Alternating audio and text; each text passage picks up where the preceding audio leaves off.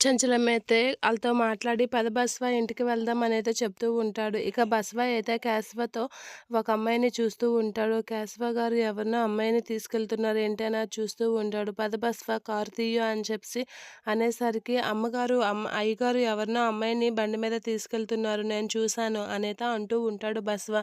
అవునా అమ్మగారు నేను నిజంగా చూసాను. ఎవరో అమ్మాయిని అటుగా తీసుకెళ్తున్నారంటే, ఏంటి బసవా మాట్లాడుతున్నావు? పద అయ్యగారు బండిని ఫాలో అవ్వు అని చెప్పేసి అంటూ ఉంటుంది చంచలమ్మ. ఇక చంచలమ్మ అలా అనేసరికి బసవ అయితే కారు తీసి కేశవ వైపైతే వెళ్తూ ఉంటారు. కేశవ బండినైతే వెళ్తూ అలా ఫాలో చేస్తూ ఉంటారు. ఇక చెంచలమ్మ అయితే సింధూర అయితే చంచలమ్మ వాళ్ళ కారుని చూసి, మామయ్య అత్తయ్య కారు వచ్చేస్తుంది స్పీడ్‌గా పదండి, వెళ్ళండి అనేత అంటూ ఉంటుంది. ఇక చంచలమ్మ అయితే ఎవరు అని అయితే చూస్తూ ఉంటుంది. ఇక డ్రైవర్‌తో ఇలా అంటూ ఉంటుంది. ఆ బండికన్నా ముందు పోనిచ్చి బండి ముందు ఆపు అనైతే అంటూ ఉంటుంది చంచలమ్మ.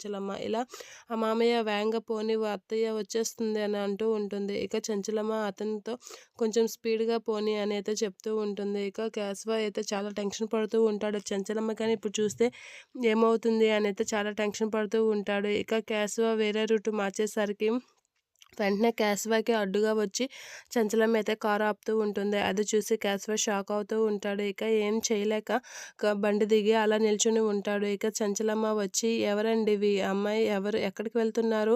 అనైతే అడుగుతూ ఉంటుంది. అలా అడగగానే కేశవ్ ఒకసారిగా షాక్ అవుతూ ఉంటాడు. ఇక సింధూర్ అయితే ముఖం మొత్తం కవర్ చేసుకుంటూ ఉంటుంది.